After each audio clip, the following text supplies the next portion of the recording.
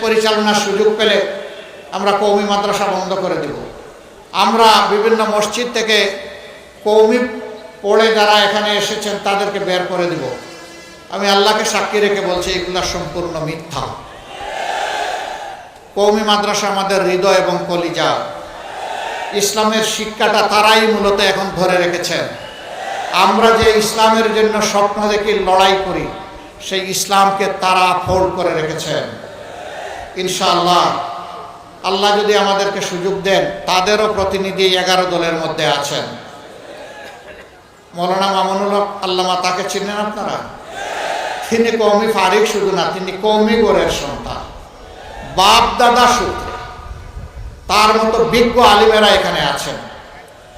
তাদেরকে নিয়ে বেফা হায়াতুল উলিয়া এর নেতৃবৃন্দের সাথে বসে ওই শিক্ষার সর্বোচ্চ